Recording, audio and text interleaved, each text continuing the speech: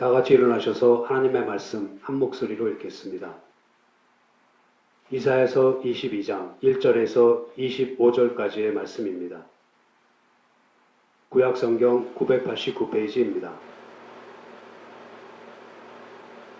12절에서 14절까지만 읽겠습니다. 12절에서 14절 말씀 다 같이 읽겠습니다.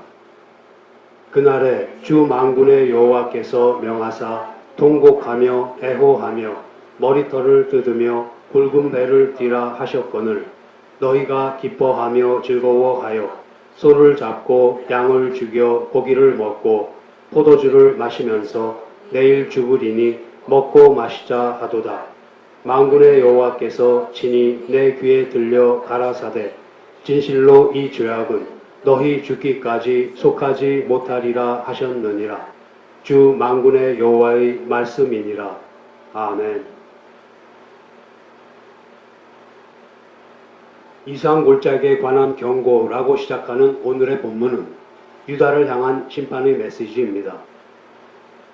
예루살렘은 남동쪽으로는 기드론 골짜기, 남서쪽으로는 힌놈 골짜기에 의해 둘러싸여 있습니다. 그리고 그곳은 선지자들이 살면서 이상을 보았던 곳입니다. 이러한 연유로 예루살렘을 이상골짜기라고 부르는 듯 합니다. 그런데 예루살렘의 다른 이름인 시온산과 비교할 때 골짜기라는 표현이 들어가 있는 이상골짜기에는 부정적인 의미가 담겨 있습니다. 이사야 선지는 골짜기라는 표현을 통해 한 치 앞도 내다보지 못하는 어리석은 예루살렘이 다가온 멸망 앞에서도 회개하지 않고 세상적 안일함에 빠져있는 상태를 지적하고 있습니다.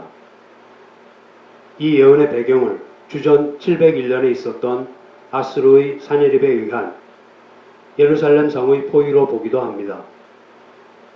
그러나 부분적으로 5절을 보면 주전 586년에 있었던 예루살렘의 패망을 나타내고 있는 것처럼 보이기도 합니다.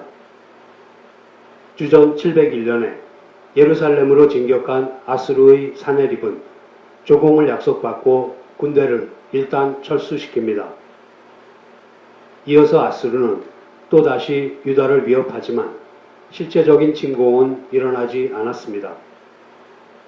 그럼에도 불구하고 여전히 회개하지 않았던 유다에게는 장차 바벨론에 의한 더 큰 심판이 내려집니다. 이런 의미에서 이 예언은 본래의 목적대로 성취되었다고 볼 수 있습니다. 1절부터 4절에서 이사야 선지는 예루살렘의 교만을 책망하며 멸망을 선포합니다. 지붕에 사람들이 올라간 것은 2절의 번화하며 떠들던 성, 즐거워하던 고울이여 라는 표현이 가리키는 것처럼 예루살렘 거민들이 잔치와 같은 즐거움에 동참하는 모습을 그리고 있습니다. 하지만 그들은 다니엘서 5장의 바벨론과 같이 위기 속에서 위기를 느끼지 못하고 있습니다. 비록 전쟁에서 많은 죽임을 당하지는 않지만 그들은 포로로 사로잡힐 것이고 성읍의 지도자들 역시 도망가지만 포로가 됩니다. 이러한 참혹한 광경을 내다본 이사야 선지는 큰 슬픔에 빠져 있습니다. 5절부터 7절에 묘사되어 있는 예루살렘 심판의 날은 분요와 발핀과 혼란의 날입니다. 만군의 여호와의 심판은 엘람인들과 기르인들로 구성된 바벨론 군대를 통해 이루어집니다. 8절에서 11절을 보면 유다는 위기 앞에서 만군의 여호와를 의지하지 않고 자기 자신을 의지합니다. 하나님을 바라보고 하나님의 뜻을 구하는 것이 아니라 오히려 아랫못의 물을 모으는 일, 성벽을 견고하게 하는 일, 그리고 저수지를 만드는 일을 통해 다가올 전쟁을 준비하고 있습니다. 12절부터 14절에서 하나님께서는 이사야 선지를 통해 통곡하며 애호하며 머리털을 뜯으며 굵은 배를 띠라는 회개의 명령을 전하십니다. 그러나 유다 백성은 더욱 악해져서 회개하기는커녕 내일 죽으리니 먹고 마시자 하며 하나님께 반항합니다. 이에 대해 하나님께서는 진실로 이 죄악은 너희 죽기까지 속하지 못하리라 하는 진노의 말씀을 선포하십니다. 15절에서 25절은 유다의 지도자 두 사람의 경우를 들어서 하나님을 의지하지 않고 사람을 의지하는 것이 얼마나 어리석은가를 알리고 있습니다. 이들 두 사람은 히스기야 왕의 궁정 책임자들인 셈나와 엘리야김입니다. 유다의 최고위직인 국내 대신이었던 셈나는 재난을 당한 백성을 돌보는 대신에 자신의 영달에만 관심이 있었습니다. 그러던 셈나는 마침내 서기관으로 그 직위가 낮아집니다. 그 뒤를 이어 등용되었던 엘리야김은 친족을 등용하여 족벌 정치를 펴다가 파멸하게 됩니다. 이처럼 두 지도자에 대한 예언이 모두 비극적인 결말로 끝이 납니다.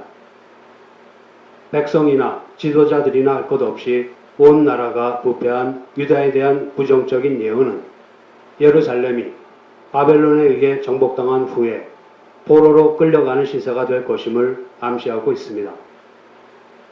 이와 같은 예루살렘에 대한 경고를 통해 우리는 어려운 가운데서도 하나님을 찾고 불러야 하며 마음을 다하여 하나님만을 의지하고 자신의 명철을 의지하지 말아야 한다는 것을 배울 수 있습니다.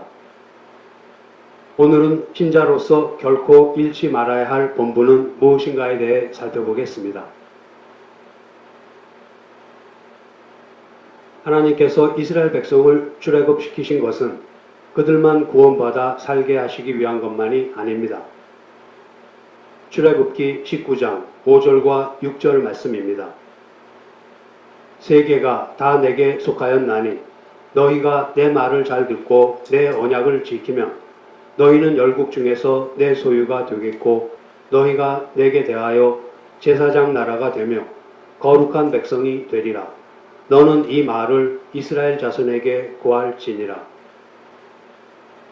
이스라엘은 온 세계 가운데 제사장의 나라로 부르심을 받았습니다. 그러면 하나님께 대하여 제사장 나라가 된다는 것은 무슨 뜻입니까? 제사장이란 하나님과 사람들 사이에서 사람들로 하여금 하나님께 더욱 가까이 나아가도록 도와주는 역할을 합니다. 사람들로 하여금 하나님의 진리와 사랑과 정의를 누리도록 도와주는 역할을 합니다. 하나님께서는 그 역할을 하도록 이스라엘을 부르셨습니다. 이것은 하나님께서 일찍이 아브라함에게 처음으로 하셨던 언약의 성취입니다. 하나님께서는 아브라함에게 나타나셔서 말씀하시기를 너는 너희 고향과 친척과 아버지의 집을 떠나 내가 네게 보여줄 땅으로 가라. 내가 너로 큰 민족을 이루고 네게 복을 주어 내 이름을 창대하게 하리니 너는 복이 될지라. 너를 축복하는 자에게는 내가 복을 내리고 너를 저주하는 자에게는 내가 저주하리니 땅의 모든 족속이 너로 말미암아 복을 얻을 것이라 하셨던 것입니다. 땅의 모든 족속이 너로 말미암아 복을 얻을 것이라는 말씀이 바로 너희가 내게 대하여 제사장 나라가 되리라는 말씀의 의미입니다. 하나님에 대한 믿음 안에서 하나님을 잘 받들어 섬기며 다른 모든 민족들을 향한 하나님의 사역의 도구로 쓰임받을 것이라는 뜻입니다. 제사장이란 죄를 속하기 위하여 세워진 사람입니다. 이스라엘은 바로 이러한 나라로 세움을 받은 것입니다. 그런데 이 제사장 나라의 직분을 이스라엘 백성들이 제대로 감당하지 못했습니다. 성전이 있어도 제사장이 있어도 날마다 짐승의 피를 흘렸어도 제사장의 나라가 되지 못했습니다. 그러므로 예수 그리스도께서 완전하고 영원한 대제사장으로 오셔서 이 언약을 완성하신 것입니다. 우리가 거룩한 민족, 거룩한 백성이 되는 것도 결국 영원한 대제사장이신 예수 그리스도로 말미암아 이루어지는 것입니다. 결코 우리가 스스로 언약을 지켜서 이루어내지 못합니다. 이스라엘 백성들이 하나님 앞에서 언약을 이루겠다고 맹세를 했지만 그와는 반대로 그들은 늘 언약을 깨뜨리기만 했습니다. 그러나 이스라엘 백성들이 언약을 깨뜨렸어도 하나님께서는 언약을 깨뜨리실 수가 없습니다. 왜냐하면 하나님께서는 여호와 하나님이시기 때문입니다. 그러므로 아브라함과 언약을 맺으실 때 쪼개진 짐승 사이로 타는 횃불이 지나간 것처럼 하나님께서 희생제물이 되심으로써 그 언약을 이루어내신 것입니다. 언약을 배반한 자가 죽임을 당해야 마땅한데 오히려 언약을 신실하게 지키신 하나님께서 희생제물이 되셨습니다. 이렇게 해서 만들어진 백성이 바로 예수 그리스도를 믿는 사람들인 것입니다. 베드로전서 2장 9절과 10절 말씀입니다. 오직 너희는 택하신 족속이요 왕같은 제사장들이요 거룩한 나라요 그의 소유된 백성이니 이는 너희를 어두운 데서 불러내어 그의 기이한 빛에 들어가게 하신 자의 아름다운 덕을 선전하게 하려 하심이라. 너희가 전에는 백성이 아니더니 이제는 하나님의 백성이요 전에는 공의를 얻지 못하였더니 이제는 공의를 얻은 자니라. 오늘날 우리가 하나님의 원수된 자리에서 하나님의 자녀로 하나님의 거룩한 백성으로 왕같은 제사장으로 부름을 받은 것은 오직 모퉁이 머릿돌이 되신 예수 그리스도께서 죄인인 우리 대신 버림을 받으심으로 말미암았습니다.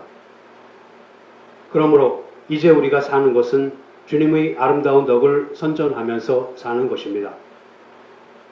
그러면 무엇으로 주님의 아름다운 덕을 선전해야 하겠습니까? 땅의 것이 아니라 위의 것을 찾는 모습으로, 소유를 늘리는 것이 아니라 나눔으로, 자기 의가 아니라 예수 그리스도의 의만을 드러내므로 긍휼을 받았기에 긍휼의 마음으로 주님의 아름다운 덕을 선전하며 사는 것입니다.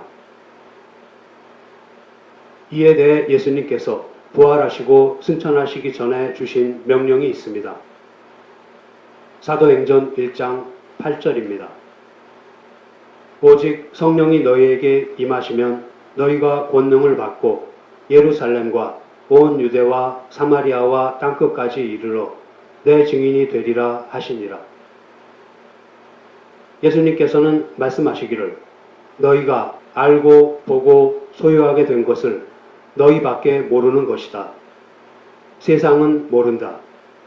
그러나 너희를 통해서만 이 비밀은 증거되고 이 비밀은 다른 사람에게 전달된다. 그러니 땅끝까지 이르러 내 증인이 되라. 내가 네게 분부한 모든 것을 가르쳐 지키게 하라고 하셨습니다. 신자들이 추구하는 것과 세상 사람들이 추구하는 것은 다릅니다. 신자가 추구하는 것은 생명과 진리입니다. 그러나 세상 사람들이 추구하는 것은 이 세상이 전부이며 눈에 보이는 것이 전부라는 생각을 바탕으로 합니다. 세상은 자기가 자기의 주인이 되는 곳입니다. 자신이 자신을 책임지고 자기의 목표와 방법을 자기가 스스로 정하는 곳입니다. 그러나 신자인 우리는 우리 스스로 목표를 정하지 않으며 그것을 이루는 방법도 우리에게 있지 않다는 것을 압니다. 하나님께서 그 길로 우리를 부르셨고 보여주셨기 때문에 알게 된 자들이며 그래서 하나님 앞에 무릎 꿇어 늘 도우심을 구해야 하는 자들이라는 것을 압니다. 우리는 우리 자신이 아니라 하나님을 주인으로 섬기며 우리의 모든 생각과 발걸음이 주님의 은혜 속에 있기를 구하는 사람들입니다. 그러나 세상은 그렇지 않습니다. 세상은 늘 자기가 자기를 책임지는 방법으로 살아갑니다. 그래서 그들은 자기들이 정한 목표와 방법에 맞는 이야기에만 귀를 기울입니다. 그들은 허탄한 이야기를 좇으며 자기들의 뜻을 이루기 위한 좋은 소리에만 귀를 기울입니다. 우리가 전하는 이야기에 귀를 기울이지 않습니다. 왜냐하면 우리가 하는 이야기는 자연인으로서는 알아들을 수 있는 이야기가 아니기 때문입니다.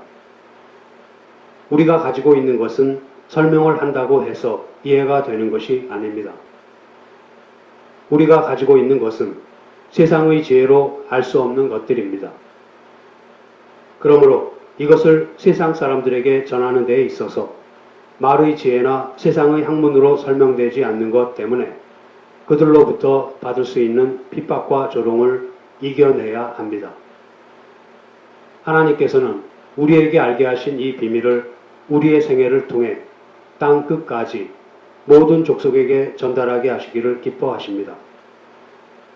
우리가 해야 하는 것은 우리가 가지고 있는 것이 얼마나 귀한 것인가를 알고 그것에 대해 충성을 하며 그에 따르는 책임을 기꺼이 감당하는 것입니다.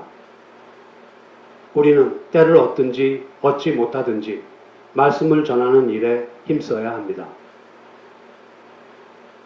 하나님께서 그의 나라를 준비하고 계시며 이 세상은 정해진 때에 끝이 납니다. 천사장의 나팔소리와 함께 주님께서 재림하실 것이며 인간들이 이 세상에서 자기들이 한 행위대로 상과 벌을 받을 것입니다. 이 사실에 관한 것을 우리는 알고 있습니다. 세상 사람들이 믿든지 믿지 않든지 그것은 사실이며 그것을 전하는 것이 우리의 책임입니다. 이것이 우리가 증거해야 할 일입니다. 만일 우리가 이 일을 게을리하고 있다면 우리는 신자가 아닙니다. 말라기 2장 6절과 7절 말씀을 보겠습니다. 대저 제사장의 입술은 지식을 지켜야 하겠고 사람들이 그 입에서 율법을 구하게 되어야 할 것이니 제사장은 만군의 여호와의 사자가 됨이오늘 너희는 정도에서 떠나 많은 사람으로 율법에 거치게 하도다. 나 만군의 여호와가 이르노니 너희가 레위의 언약을 파하였느니라. 너희가 내 도를 지키지 아니하고 율법을 행할 때에 사람에게 편벽되이 하였으므로 나도 너희로 모든 백성 앞에 멸시와 천대를 당하게 하였느니라 하시니라. 이 책망은 오늘날의 우리를 향한 것이기도 합니다. 앞서 사도 베드로는 우리를 가리켜 왕같은 제사장이요 거룩한 백성이라고 했습니다. 우리는 그와 같은 제사장입니다. 우리는 하나님 앞에 나아갈 수 있으며 하나님을 압니다. 우리만이 하나님의 말씀을 듣고 세상에 그 말씀을 전해줄 수 있습니다. 우리는 우리의 삶을 통해 영원한 나라를 준비하는 사람으로서의 증언자이어야 합니다. 그러나 만일 그와 같은 우리가 침묵하고 있다면 우리는 더 이상 어둠을 밝히는 빛이 아니며 맛을 잃은 소금인 것입니다. 우리는 우리 자신만이 아니라 우리가 살고 있는 시대와 역사와 민족을 책임지고 있다는 사실을 잊지 말아야 합니다. 그런데 땅끝까지 이르러 내 증인이 되라. 내가 내게 분부한 모든 것을 가르쳐 지키게 하라 하신 주님의 명령은 단순히 우리가 나가서 전도하고 복음을 전파하는 데에 초점이 있지 않습니다. 그것은 오히려 그 명령을 수행하는 우리의 신앙 인격의 성숙함에 더 무게를 두고 있습니다. 잠시 마태복음 11장 2절에서 5절 말씀을 보겠습니다. 요한이 옥에서 그리스도의 하신 일을 듣고 제자들을 보내어 예수께 여짜오되 오실 그이가 당신이오니이까 우리가 다른 일을 기다리오리이까. 예수께서 대답하여 가라사대 너희가 가서 듣고 보는 것을 요한에게 고하되 소경이 보며 안진뱅이가 걸으며 문둥이가 깨끗함을 받으며 귀머거리가 들으며 죽은 자가 살아나며 가난한 자에게 복음이 전파된다 하라. 하나님께서는 세례 요한으로 하여금 예수 그리스도를 증거하게 하시기 위해 예수님 앞서 그를 이 땅에 보내셨습니다. 예수님께서 태어나시자 세례 요한은 예수님이 메시아라고 증언하고 세례를 주었습니다. 그 무렵 세례 요한은 갈릴리 분봉왕 헤롯 안디바가 동생의 아내를 취한 것을 책망하다가 그의 미움을 사서 옥에 갇히게 됩니다. 옥에서 제자들이 전해주는 이야기를 들으니 예수님께서 하시는 일이 메시아로서 기대했던 것과는 너무나도 달랐습니다. 이스라엘 백성은 예수님을 민족적 해방자로서의 메시아로 기대했습니다. 그러나 예수님께서는 죄인과 세리와 먹고 마시고 어울리셨습니다. 이에 세례 요한은 제자들을 통해 당신이 정말 메시아입니까? 하는 질문을 하게 됩니다. 그러자 예수님께서는 건강한 자에게는 의원이 쓸데없고 병든 자에게라야 쓸데있느니라. 너희는 가서 내가 긍휼을 원하고 제사를 원치 아니하노라 하신 뜻이 무엇인지 배우라. 내가 의인을 부르러 온 것이 아니요 죄인을 부르러 왔노라 하시면서 누구든지 나를 인하여 실족하지 아니하는 자는 복이 있다고 말씀하셨습니다. 이 이야기에서 우리가 보아야 할 점은 하나님께서 뜻하시는 메시아의 사역과 이스라엘 백성이 기대하는 메시아의 사역이 얼마나 다른가 하는 사실입니다. 그렇다면 신자의 본분도 하나님께서 요구하시는 것과 우리가 알고 있는 것이 다를 수 있다는 사실에 대해서 깊이 생각해 보아야 합니다. 마태복음 16장 21절 22절 말씀입니다. 이때로부터 예수 그리스도께서 자기가 예루살렘에 올라가 장로들과 대제사장들과 서기관들에게 많은 고난을 받고 죽임을 당하고 제3일에 살아나야 할 것을 제자들에게 비로소 가르치시니 베드로가 예수를 붙들고 가나요 가로되 주여 그리 마옵소서 이 일이 결코 주에게 미치지 아니하리이다. 지금 세례 요한과 마찬가지로 제자들은 예수님을 이스라엘의 민족적 해방자로서 믿고 있었습니다. 그런데 예수님께서는 뜻밖에도 죽을 것을 예언하고 계십니다. 그러자 베드로가 혹시라도 주님께서 위기에 처하셔서 힘이 모자라게 되어도 제가 옆에서 있는 힘을 다해 도와드릴 테니까 힘을 내시라고 말합니다. 이러한 베드로를 예수님께서는 사단아 내 뒤로 물러가라. 너는 나를 넘어지게 하는 자로다. 내가 하나님의 일을 생각지 아니하고 도리어 사람의 일을 생각하는도다 하신 말씀으로 꾸짖으십니다. 베드로가 생각하고 있는 메시아의 사역과 예수 그리스도께서 이 땅에 오셔서 하셔야 하는 일 사이에 얼마나 큰 차이가 있으면 예수님께서 베드로를 사단이라고 부르셨겠습니까? 이러한 오해는 인간에게 본성적으로 자리하고 있는 종교심과 세상적인 지식에서 비롯되는 것으로 보입니다. 만일 땅끝까지 이르러 내 증인이 되라. 내가 네게 분부한 모든 것을 가르쳐 지키게 하라 하신 주님의 명령을 일의 성취와 성과라는 측면에서만 본다면 거기에 필요한 것은 실력과 재능밖에 없습니다. 그러나 성경은 최고의 신앙 자세를 일의 성취에 필요한 재능과 실력이 아니라 순교로 나타내고 있습니다. 예수님께서는 베드로에게 내 양을 먹이라, 내 양을 치라 하는 중요한 임무를 맡기시고 천국 열쇠를 맡기시며 너는 베드로라, 이 반석 위에 내 교회를 지으리라고 약속하셨던 베드로에게 마저도 네가 나중에 순교 당하리라는 예언을 주셨습니다. 내가 진실로 진실로 네게 이르노니 젊어서는 네가 스스로 띠뛰고 원하는 곳으로 다녔거니와 늙어서는 네 팔을 벌리리니 남이 내게 띠띠우고 원치 아니하는 곳으로 데려가리라 하셨습니다. 가장 큰 임무를 부여받은 베드로마저도 그 일을 수행하고 완성하는 것으로 끝내지 않고 그 일을 하다가 중간에 실패하는 것으로 끝냄으로써 일의 성취와 성과가 성경에서 높이 평가되고 요구되는 문제가 아니라는 사실을 보여줍니다. 그러면 진정한 신앙생활은 어떠한 것입니까? 우리는 종종 성경을 읽고 기도하는 일을 신앙생활이라고 오해를 하고는 합니다. 성경 읽고 기도하는 것은 마치 우리가 일상생활을 위해 밥 먹고 잠자는 것과 같습니다. 기도와 성경을 보는 것은 영적인 양식을 공급받는 것과 같습니다. 가능한 한 일상생활에서 종교적인 시간을 많이 갖는 것을 신앙생활로 오해해서 하루 생활 속에서 가능한 한 많은 시간을 성경 보는 시간으로, 기도하는 시간으로, 그리고 전도하는 시간으로 보내는 것이 신앙생활을 잘 하는 것이라고 생각하면 그것은 옳지 않습니다.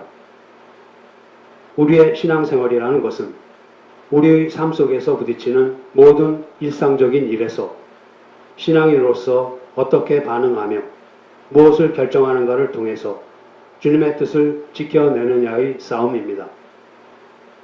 그 일이 종교적인 형태를 띨 수도 있고 그렇지 않을 수도 있지만 훨씬 많은 경우에 종교적이지 않은 형태를 띨 것입니다. 우리는 우리의 일상생활이 종교와 신앙과 상관없다고 생각하는 데에서 벗어나야 합니다. 우리가 해야 되는 신앙생활은 실제로 자기를 부인하고 자기 십자가를 지는 것입니다. 우리가 신앙생활을 하는 데 있어서 제일 중요한 싸움은 언제나 이것입니다. 어디 가서 무엇을 하거나 무슨 일이 생겼을 때 모든 일에 지고 양보할 수 있어야 합니다.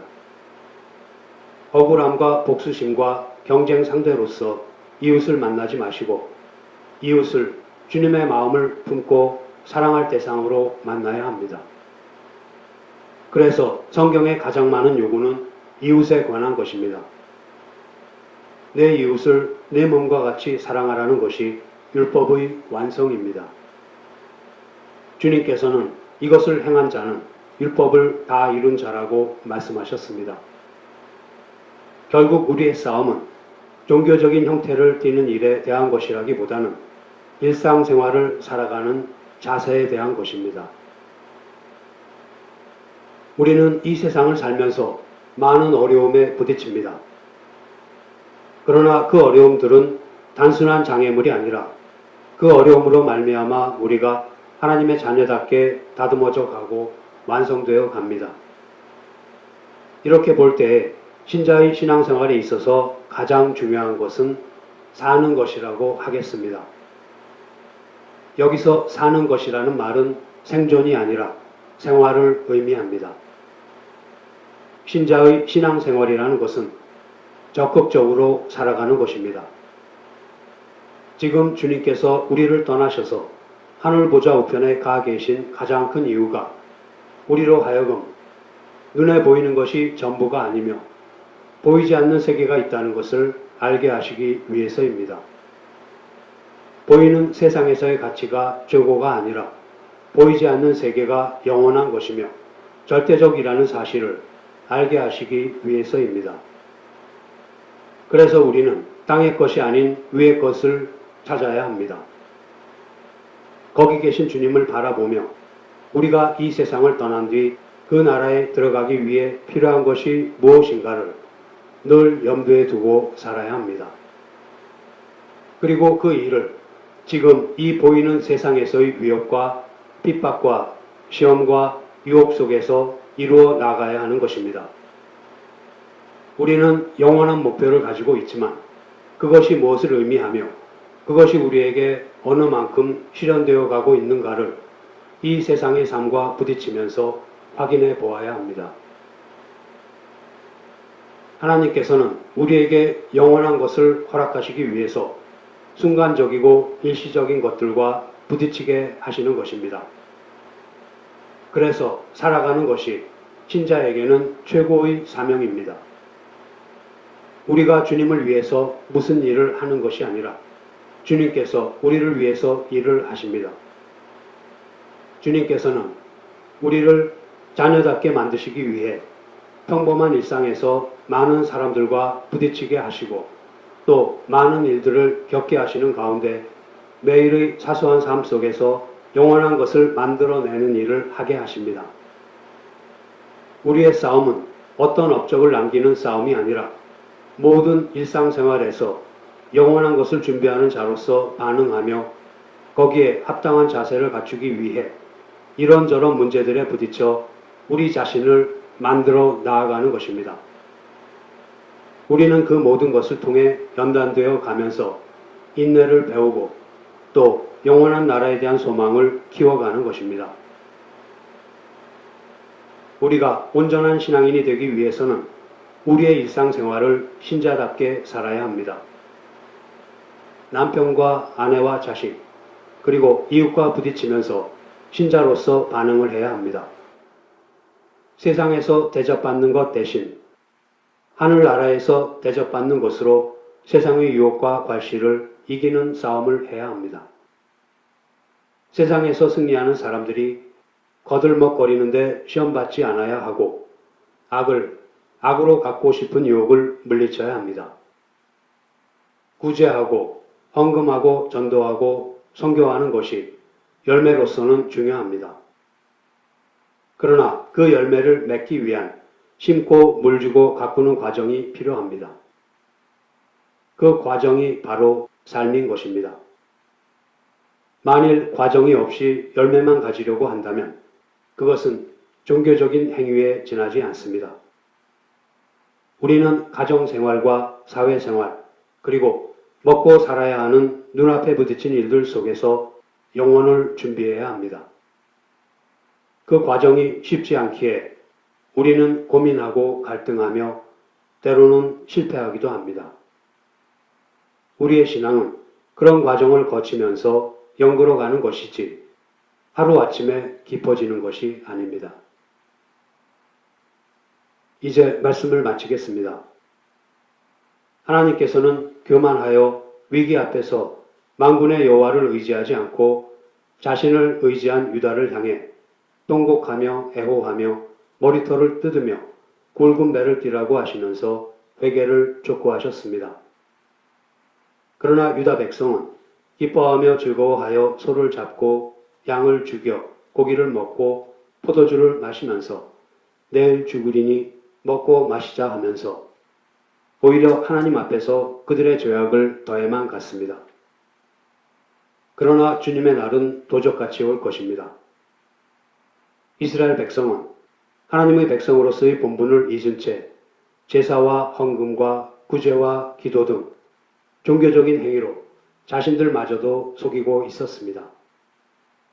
그저 평안하다, 평안하다, 평안하다 하고 있는 그들에게 하나님께서는 진실로 이 죄악은 너희 죽기까지 속하지 못하리라 하는 진노의 말씀을 선포하십니다. 심고 물주고 가꾸는 과정 없이 열매를 거두려 하는 것은 하나님을 속이는 일입니다. 우리의 신앙은 삶의 과정 속에서만 연결어 갑니다.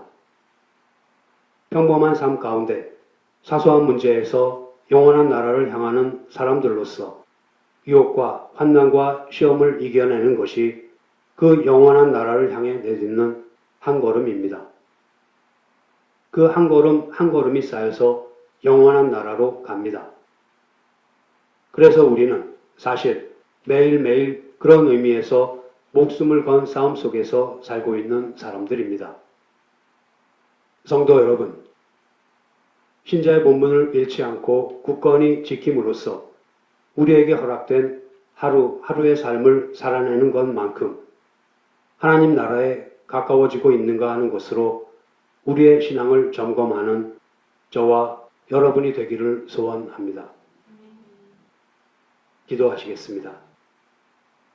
하나님 아버지, 저희들이 삶을 통해 영원한 나라를 준비하는 사람으로서의 증언자이며 저희들 자신뿐만 아니라 몸담고 있는 시대와 역사와 민족을 책임지고 있다는 사실을 가르쳐 주심을 감사드립니다. 그것을 위한 신앙생활이 삶 속에서 부딪히는 모든 일상적인 일에서 신앙인으로서 어떻게 반응하며 무엇을 결정하는가를 통해서 주님의 뜻을 지켜내느냐의 싸움이라는 것을 잊지 않게 하여 주시옵소서. 주님의 증인이 되라고 하신 명령은 땅의 것이 아니라 위의 것을 찾는 모습으로 소유를 늘리는 것이 아니라 나눔으로, 자기의가 아니라 예수 그리스도의 의만을 드러내므로, 또한 긍휼을 받았기에 긍휼의 마음으로 지켜나갈 수 있기를 간절히 원합니다. 일상생활의 소중함을 깨달아 하루하루를 신자답게 살아냄으로써 영원한 나라에 대한 소망을 키워가는 저희들이 되게 하여 주시옵소서. 우리 주 예수 그리스도의 이름으로 기도드립니다. 아멘.